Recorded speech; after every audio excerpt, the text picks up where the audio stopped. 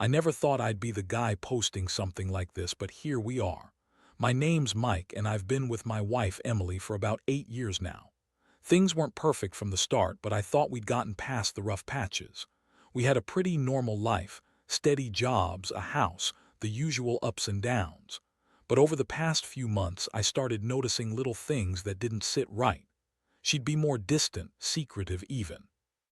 Her phone became more guarded, and when I'd ask questions about her day, she'd brush me off with that bitchy tone she's got when she's annoyed. It all came to a head recently when she signed us up for this couple's therapy retreat.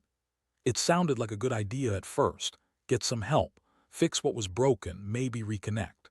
But honestly, looking back, I should have known there was trouble ahead. Emily is the type to push boundaries, to lie her way out of anything, especially if she thinks she can get away with it. She's got a sharp tongue and she's not afraid to use it. She's also incredibly good at hiding her true feelings. During the retreat, I noticed her acting strangely around a woman named Lisa who was also there in therapy. Emily was flirtatious, leaning in a little too much when Lisa talked, laughing at her stupid jokes even when they weren't funny. I could see that look in her eyes, like she was enjoying the attention more than she let on. I kept telling myself she was just being friendly, that I was overthinking it. But deep down, I knew something was wrong. And then the bomb dropped. It was supposed to be a joke, something funny to lighten the mood. We were in this big, rustic lodge, and I caught Emily sneaking out of her room late one night. She was quiet, almost trying to hide, and I saw her slip into Lisa's room.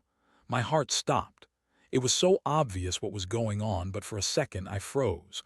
I couldn't believe it, my wife cheating on me in the middle of a therapy retreat with her supposed friend. It felt like I'd been punched in the gut. I stood there staring through the door crack, and I could see them. Her, topless, her hair a mess, and Lisa, clearly cozy with her, both acting like they hadn't a care in the world. I didn't want to believe it at first. I thought maybe it was just a joke, maybe they were messing around for fun like some sick laugh. But then I saw the way they touched each other. Emily's hand on Lisa's thigh, her lips brushing against her neck. It was real, it was happening, and everything inside me shattered. That's when I knew I had to confront her. I had to face whatever bullshit she was going to throw at me, because I didn't trust her anymore. Not after that. Not ever again. I didn't want to just burst into the room and catch them in the act, so I waited outside trying to process what I'd just seen. My mind was racing. How could she do this?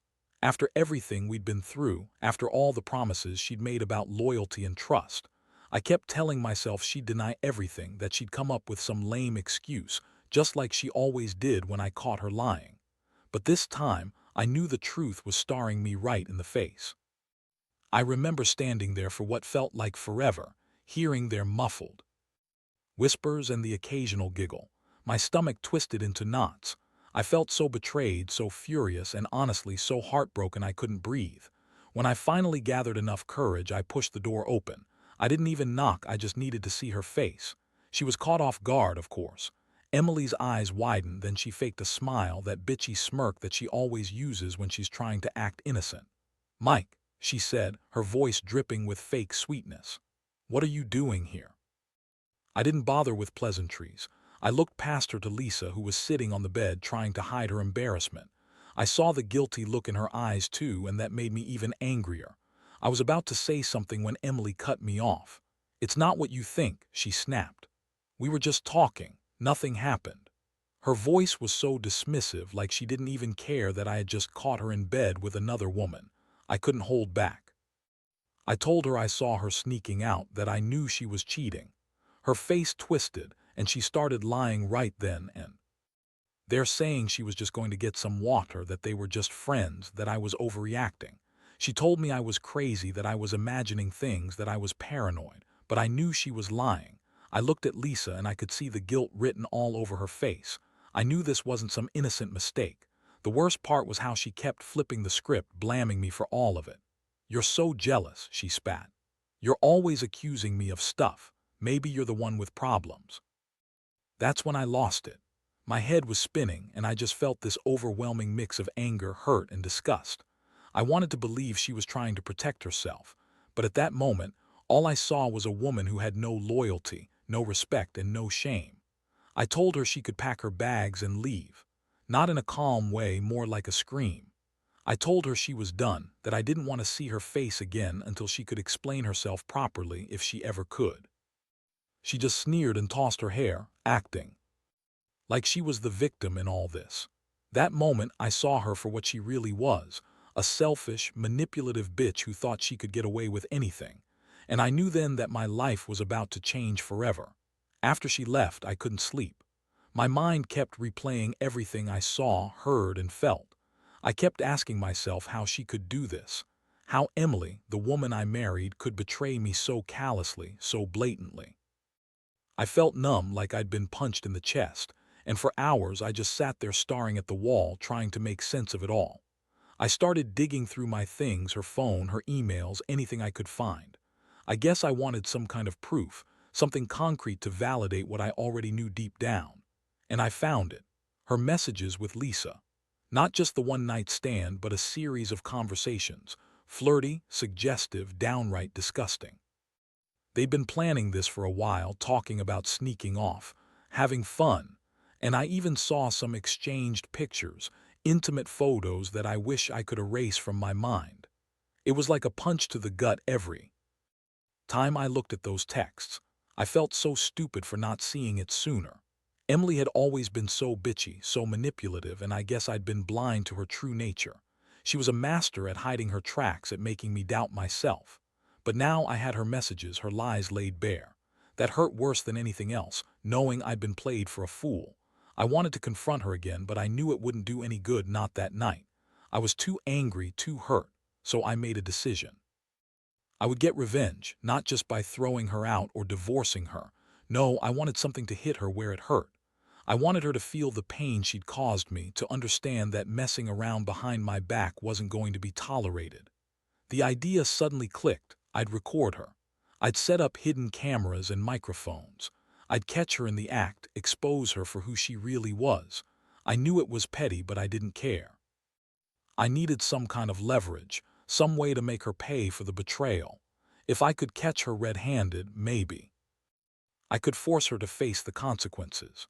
Over the next few days, I planned everything meticulously. I bought some spy gear online and set up cameras in the bedroom and her phone. I was determined to get her on tape, to have undeniable proof of what she was doing.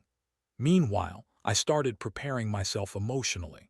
I knew this wasn't just about catching her cheating. It was about reclaiming my dignity and understanding that I deserved better than a woman who could lie and cheat so easily. It was driving me crazy, the waiting, the wondering if she'd slip up again. I was angry all the time now, furious at her betrayal, but also determined. I told myself I wasn't going to let her get away with this. I was going to make her regret it somehow. And when I finally caught her, I was ready to confront her head-on, with all the evidence I could gather. The days that followed felt like an endless nightmare. I was on edge 24/7, constantly checking the hidden cameras, waiting for her to slip up again. I couldn't sleep, couldn't eat properly. Every time I heard a noise upstairs or saw her on her phone, my heart would race. I was mostly angry, but underneath that there was this deep, aching sadness, like I'd lost a part of myself, the part that believed in her, in us. One night I stayed up late staring at the monitor. It was almost midnight when I saw her sneak out of the bedroom again. My heart pounded in my chest. She tiptoed across the hall, heading straight for Lisa's room. I hit record, my hands trembling. This was it, the moment I'd been waiting for. I waited a few seconds, then quietly followed her, staying just out of sight. She slipped into Lisa's room just like before. I pressed my ear against the door, trying to catch what was happening inside. I heard muffled voices, her laugh, her real laugh, not the fake one she used to put on in front of everyone. And then I saw her through the little crack in the door. Her, topless again, her hair a tangled mess, pressed close to Lisa. They were cuddling, kissing, touching each other like they'd known each other forever. The sight made me feel sick, but I kept recording. I needed this to be undeniable proof. I stayed there until I saw Lisa reach out and grab Emily's hand, guiding her onto the bed. I backed away slowly and quietly, heart hammering in my chest. I knew I had to get that footage off the camera and use it. This was the end of the line. I couldn't keep going through the pain, the lies, the constant feeling of betrayal. This was the moment I finally had proof that she wasn't just unfaithful, she was a liar and a cheat. The next day I transferred everything to my computer, making copies so there be no way she could spin her way out of it. I sat there staring at the files, cold fury bubbling inside me. I knew what I had to do now. I couldn't stay married to someone who thought she could play me for a fool. I had to end it finally once and for all. But I also knew that confronting her with this, showing her what I had, would be the hardest thing I'd ever do. Still, I was determined. I couldn't keep pretending everything was okay. Not anymore. I didn't sleep that night, not really. I kept watching the footage over and over. Every time I saw her on the screen, my stomach twisted. Part of me still wanted to believe she'd deny it, that she'd somehow lie her way out of it like she always did. But I knew better now. This wasn't some innocent mistake. This was real. She was cheating on me with Lisa, and she didn't even care about hiding it anymore. The worst part was the way she played her lies. I remember her telling me she was going to therapy, working on herself, all that bullshit. Meanwhile, she was sneaking around, screwing her so-called friend, and lying to my face about everything. I felt like a fool, like I'd built my whole life on a lie. But I also felt a strange sense of clarity. I finally saw her for who she really was: manipulative, selfish, and completely untrustworthy. The morning after I saved the footage, I knew I couldn't keep pretending everything was fine. I sat her down in the living room, tried to keep my voice steady, but my hands trembled. I told her I knew about her affair, that I had proof. Her eyes widened, and for a second I thought she might try to deny it again, but she didn't. Instead, she rolled her eyes like I was bothering her, and then she started with the usual bullshit, denying, lying, trying to manipulate her way out of it. "You're overreacting," she snapped. "It's just sex. It's not a big deal. You're making a mountain out of a molehill." That's when I snapped. I told her I'd had enough of her lies, enough of her bullshit, and that I was done. She looked at me with this disgusted look, like I was the one ruining everything. Then she told me I was the one who was insecure, that I was too controlling, that I shouldn't blow things out of proportion. I couldn't listen to her anymore. I just told her to pack her bags and leave. No more excuses, no more lies. I was done, completely done. It was the end of our marriage, and I knew I'd never trust her again. As she stormed out, yelling that I was overreacting, that I didn't understand her, I felt a strange mixture of relief, anger, and sadness. I'd lost her, yeah, but at least I finally had the truth. I knew I'd be okay eventually. But right then I felt broken, betrayed, and furious. This was the woman I'd loved, the woman I'd trusted, turned out to be just a manipulative liar who thought she could cheat her way out of what she did. And I was never going to forget it. In the days that followed, everything changed. The house felt empty without her, like I'd lost a part of myself I'd never get back. I moved out for a little while, staying with a friend just to get some space to breathe. But truthfully, I didn't need to run. I just needed to process all of it. The betrayal burned so deep that I questioned everything: my judgment, my trust, the life I thought I was building. Honestly, I felt numb most of the time, like I was just going through the motions, trying not to drown in the storm of emotions inside me.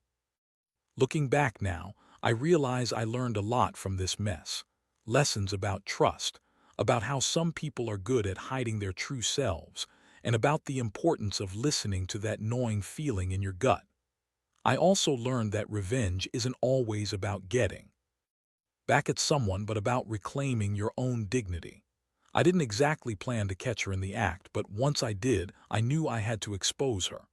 That was the moment I finally took control of my story again, refusing to be a victim of her lies. As much as it hurts, I've come to accept that I can't change the past. I can't undo what she did, but I can decide how I move forward.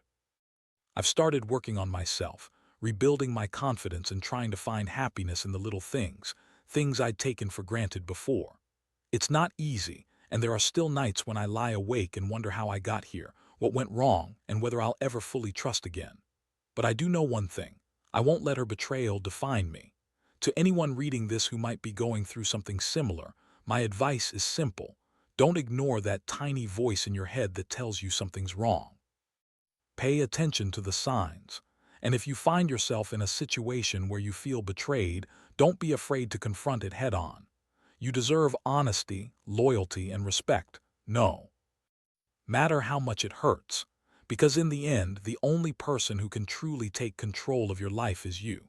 And sometimes, the best revenge is simply walking away, stronger and wiser than before.